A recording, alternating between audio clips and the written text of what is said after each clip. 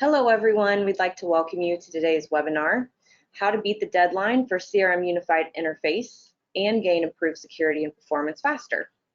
We appreciate you taking the time out of your schedule to join us today. And before we begin, there's just a couple housekeeping items we'd like to mention.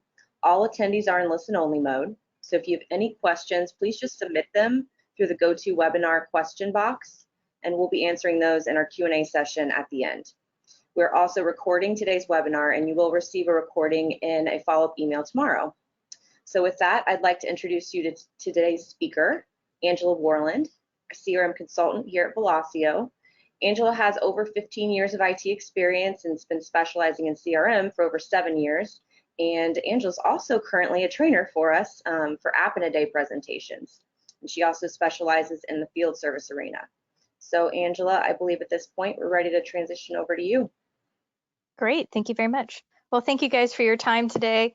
What we're going to go over today is the unified interface. And if you'll notice on my slide here, I have the model-driven app. You'll hear me use those two terms almost interchangeably through today, and I'll explain why.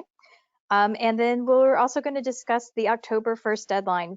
Many of you may have received emails from Microsoft already, and we'll kind of go through what that means to you.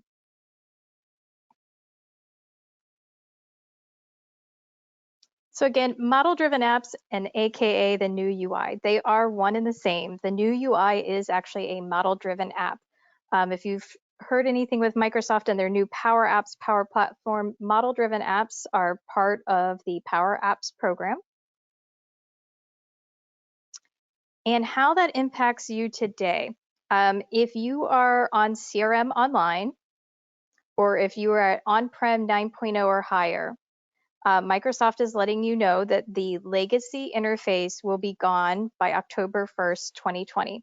So on this timeline, it kind of goes through a little bit of how Microsoft introduced the new UI back in May 2019.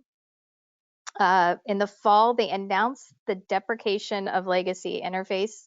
And then more recently, in the last month or two, they have begun messaging online environments with suggested move dates. So we want to make sure that we're telling people when they get your email, it'll have a suggested move date. At this time, that date is flexible. You do not have to accept the date that they are giving you. So I know at least one client was labeled for tomorrow, and unless you are opting into that date, they will not move you. What will happen is the date will go past and Microsoft will create a new suggested date up until later in the year, where they will begin to get a little bit more aggressive and the date will no longer be suggested. October 1st is for sure for anyone who is, again, online, will be pressed out. And then for anybody who is on-prem 9.0 or higher, if you were to try to move or update, it will force in the new unified interface. So on the timeline, you are here. And your next steps will be picking a transition date, beginning your migration, and getting that done before that October 1st deadline. The next question that people have been asking is, how do I start? Inside the email, there is a run1powerappsportals.com, and that really controls what dates you're moving and which environments you're moving around into the new UI. And inside of that, again, it's customized to each user, each tenant, if you will. Once you've decided when you want to move out, or excuse me, considering a rollout method. So once you know when you're suggested to be moved, again, don't panic. If you don't like the date, you can pick another one. Decide on a rollout method. And this is a little bit of a consideration about how much time you're going to use to start the process. So for small groups, you can roll it out to everyone at once. If you have larger groups, you may want to consider rolling it out to your sales team first or your marketing team first, and letting them use the new model-driven app. The benefits in there allows you to have a group that is using the new features and can help be your cheerleaders for getting other teams to join on and managing that change management process. The other part of considering your rollout method is figuring out if now is time to take advantage of some new features, and we'll mention those in a little bit, whether or not it's time to update some of your forms. Once you go from there, selecting a date for your journey, you can select your own date. You do not have to go with Microsoft's suggested date. The only absolute deadline is October 1st. The next piece, Microsoft does have a solution checker that allows you to determine how aligned your current solution is with the new unified interface.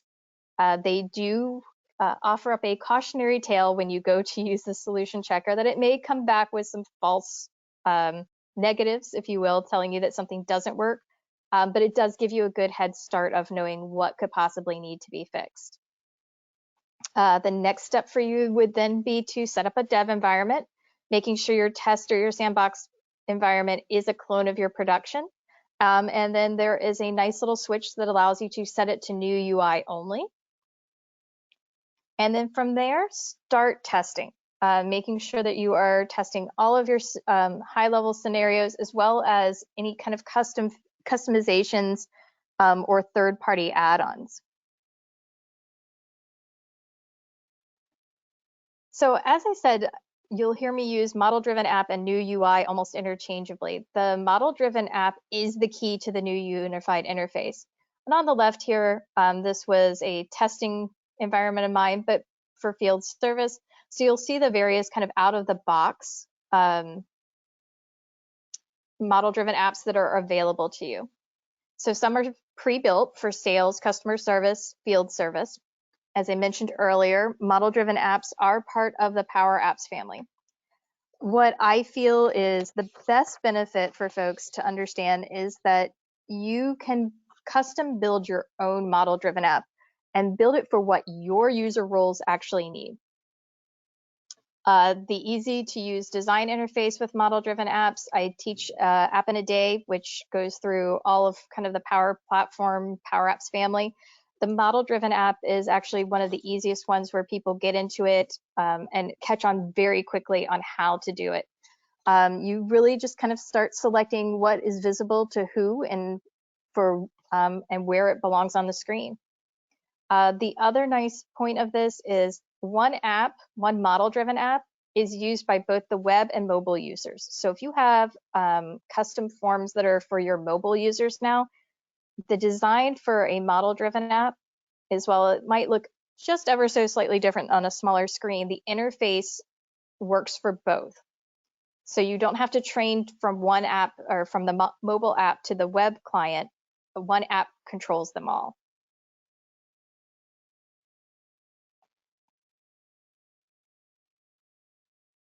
So we wanted to give you a little tour of how to get to your apps, how to see the model-driven apps, the new UI.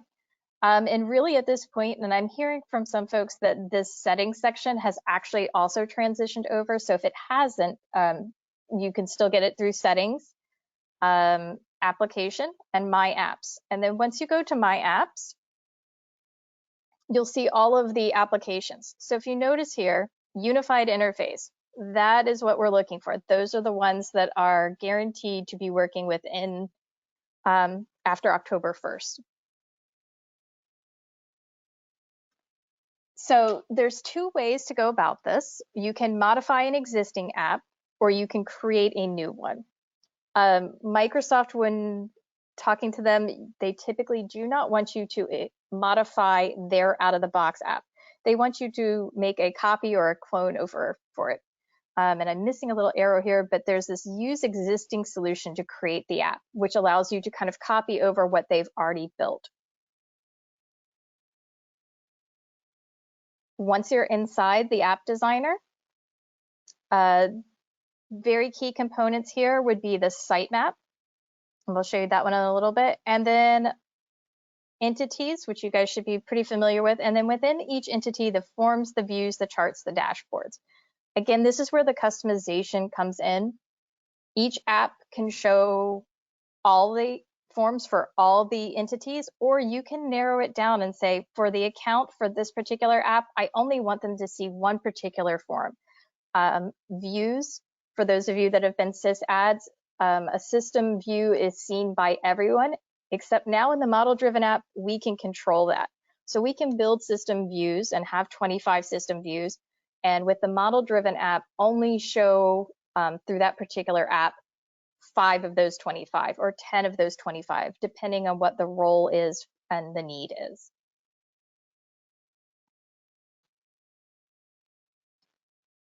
The sitemap is the other key component of your model-driven app designer.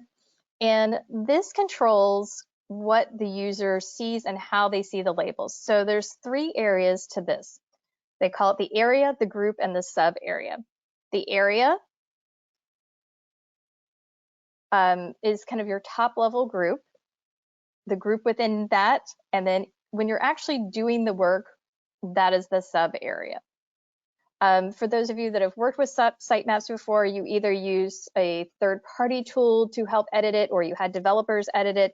This is, again, within the Microsoft world, what they're calling now the no-code, low-code kind of design aspect. As a non-developer, I can get in here and can control the sitemap. The sub-area controls, what can I put in there? What can I control? Really, there's 4 components here. The dashboard, or I can put in a dashboard, an entity, a web resource, or a URL. The URL can point to anywhere. If you have other URLs that your users go out to frequently, you can actually have that as a link inside the CRM. And again, for me, what I feel is one of the greatest parts about this is it's easy to customize for the role's needs. If they only need to see 3 entities, you can control down to that 3 entities. If they need to see 10, 15, what you're doing is building a interface or user interface that is custom for the role. They can get to what they need to see easier, faster, without having to click through other things. As a security and kind of administrative side to it, it makes it a lot easier to control what people are getting into. And again, all of this is done through this app designer. And again, no code is actually involved for somebody who is working with it. And then another nice feature is if you're currently used to designing forms, you're inside a solution or you're inside the customizations to actually get down into the form. Within the model-driven app, you can actually use a form editor, and it's a nice little upgrade from what the existing form editors have looked like.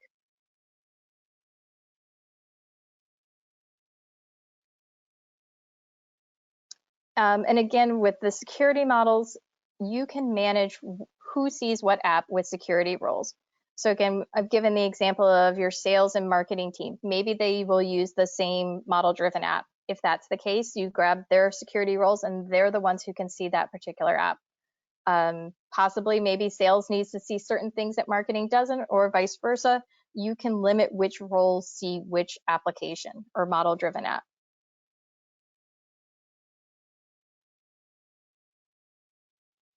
In the end, what we all worry about is the impact to the user. How is the user going to feel, and how is this adoption going to impact them? Depending on where you're at with CRM, and if you've been through other models or other CRM versions, you may notice a few things kind of still feel familiar. In the end, you'll still enter the CRM through the model-driven app, no matter if it's web or mobile, and you can either do it by selecting the app or using a direct URL. So each of your model-driven apps will have a custom URL that you can give to your users, and that will be the way that they get in each time.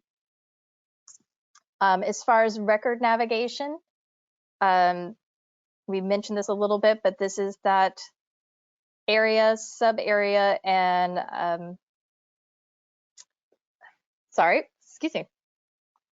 piece that allows the user to actually get to everything. What's different about this is it's on the left-hand side. So if you've been dealing with the menu bars and the bars across the top, those are gone. But what this is it stays to the left and it always stays open. It's always available to you.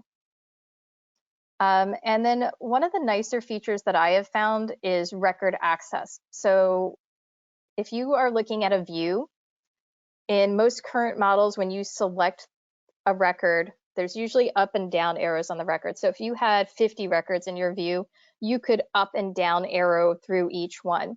With this new interface, there's a small caret, and it will show you all of the records that were inside your view, and you can select in and out of that without actually having to go to another view or back to the view. And it's kind of nice to work within that you're on a record, you're not having to flip back and forth between screens. If you want to keep working on the records that were within your view, you keep working within that one screen.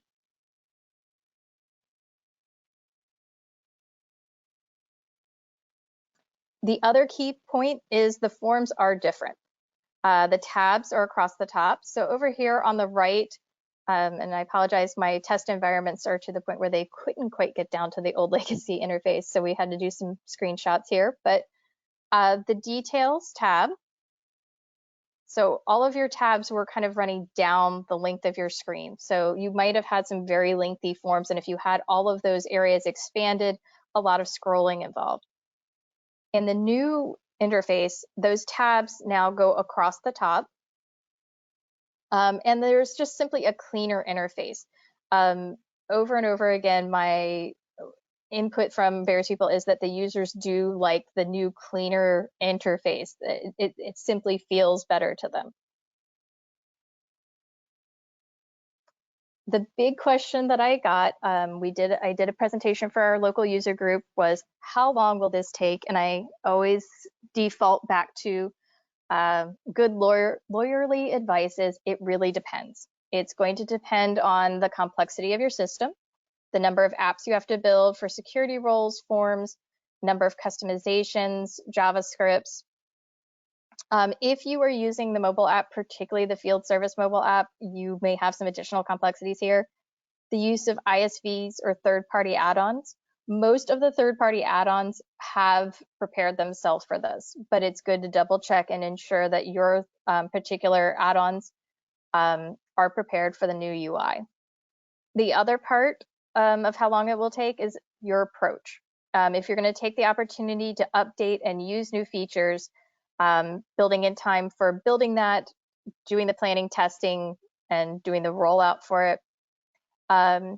The phased approach really works well if you're going to do multiple apps. Again, great way to get early adopters for buy-in. If you're doing everyone at once, if you have a smaller group where everyone will be using that same app, it really works well. Again, if you're using one app, or if the training needs to all happen at one time. And then the other parts really kind of depends on when you're ready to start. Getting that dev environment ready, having your test scenarios ready and documented, and then update any customizations, JavaScripts in particular, because of the way the forms are behaving, will need to be double checked, triple checked. And then the time that it's going to take to develop your custom model-driven app.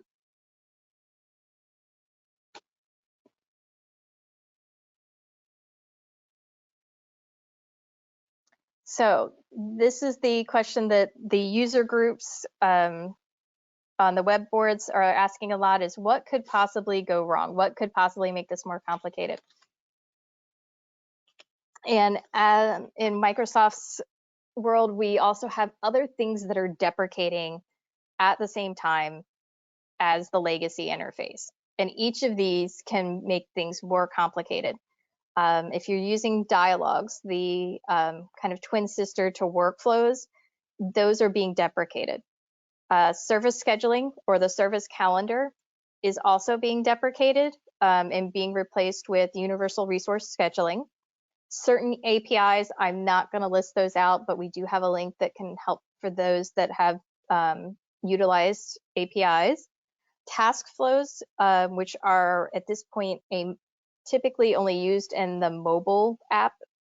Again, another kind of twin sister to workflows or workflow light. And then if you were using field service mobile 2016 or 2017, it is not compatible with the new UI, so you would need to upgrade.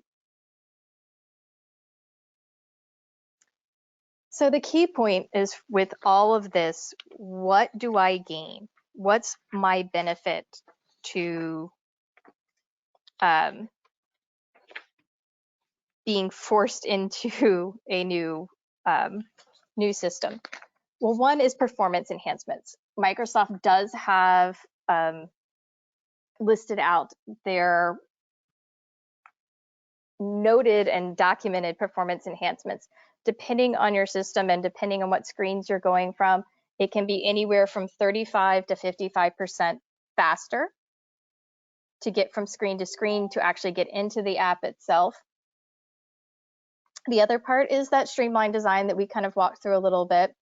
Access to new features. If you are not using some of the new controls and forms, if you are not using timelines, if you're not using the new enhanced dashboard features, now is a great time to take a moment and have that opportunity to release out a new product with a little bit of effort that'll get you a lot of gain. Role-based access, again, I've got 7+ years in the CRM world. A good chunk of it was as a system administrator and trying to manage who saw what. I've joked a lot, but again, if I had had the model-driven app, my life would have been a whole lot easier in managing who could see what and not having to call the developer each time. Again, another gain, that same interface with web or mobile, having that, not having to train for one versus the other. And again, the cleaner interface, the user groups, that does seem to be a very common theme, is that the users do appreciate that the way the screens just feel simply cleaner. So now we've gone through a little bit of the model-driven app and the new UI, and your questions may be, what are my next steps? So determining a strategy and a transition date.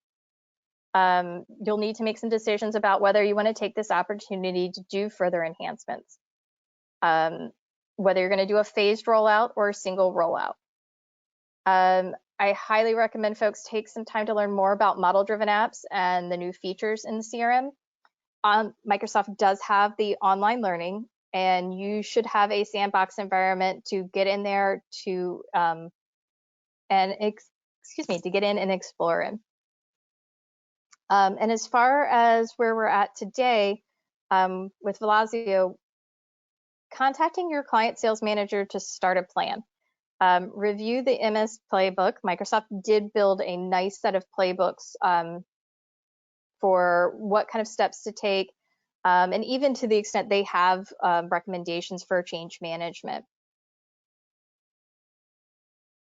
So I'm going to lead back over to Abby to see if we had any questions.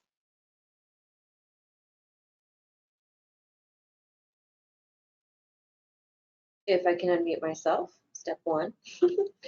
So we did have a couple questions come in. Actually, we're at 3 questions now. Before I start going over those, I think we have Misty on the line if her internet isn't acting up still. Misty, can you hear us? Hi there, I can hear you. Perfect. So Misty, I'll let you talk a little bit about the final next step, and then I'll go into questions. Yeah, that makes sense. So one of the questions that I actually had is, how do we know what group we're in, or how do we know where we land? And we can help you with that. That we can simply just work with you and work with get a review going, take a look at all the different factors that Angela mentioned, and help you understand how this is going to affect you. It should take about 4 hours. I think that the team is getting together and making like a fixed fee assessment that we can make it very easy. We'll look at all the same things and just tell you how it's going to affect you, and then also help move you as well.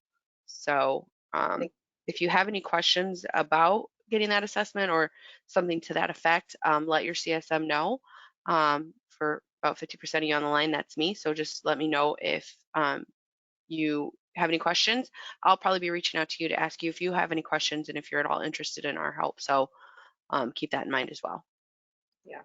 And for those of you on the call that don't know Misty Clark is one of our client sales managers, obviously, who focuses on CRM specifically. And then I will go ahead and pull up these questions. Okay, Angela. So first, are there any limits to the model-driven apps? So the model-driven apps are really very flexible. There is one limit, and I'm going to phrase it carefully. If you have a Teams license, those are limited to very specific out-of-the-box model-driven apps. So there is some areas there, but for the most part, no. There's really, you can build model-driven apps if you want to maintain 10, 15. That is more power to you. Just remember when you're updating, you update a form, you're updating it across all the model-driven apps. So there is some maintenance involved if you were to go to higher numbers, but for the most part, no, there's not a lot of limits on model-driven apps. Perfect. The next question that came in is, if our organization has not modified anything in my apps, what does this mean? So if you've not modified anything, if you are using the out-of-the-box account forms, if you're using out-of-the-box everything, then you can slide very nicely right into the new model-driven app and just start going. I'm not sure there's a whole lot of you out there. Most of us like to customize at least a few fields for ourselves. But even if you've customized only a few fields, it's actually fairly easy. Your forms, for the most part, depending on how complex they are, should slide over into the new model-driven app.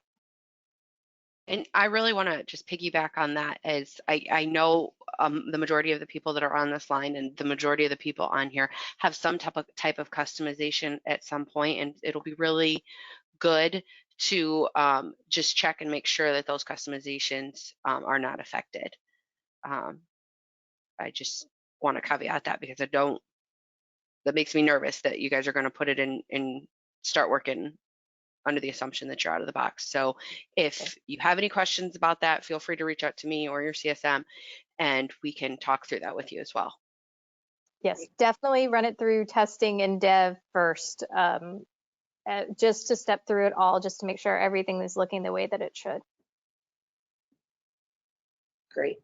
So the third question I have for now is, what happens if I don't do anything? That's a great question. The desire to not do anything, because it's a good one. It's always kind of a little tough when you're being kind of forced onto a new platform. But in this case, if you don't do anything, what would happen is on October 1st or within a few days, you will notice that your legacy app is no longer available to you. You would have to select one of the out-of-the-box apps, which is going to vary depending on whether you have sales or if you had field service or any of the other custom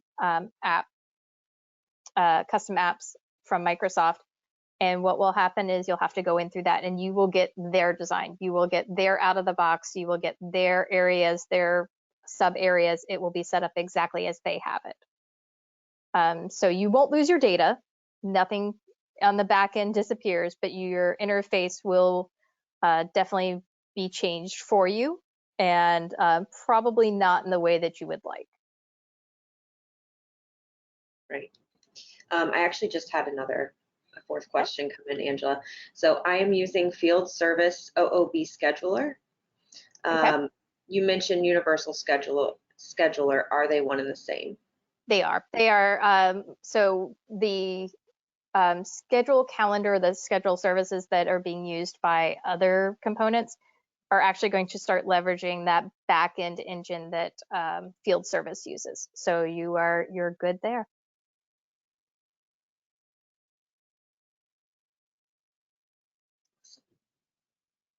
Okay, looks like those are our only questions at this point.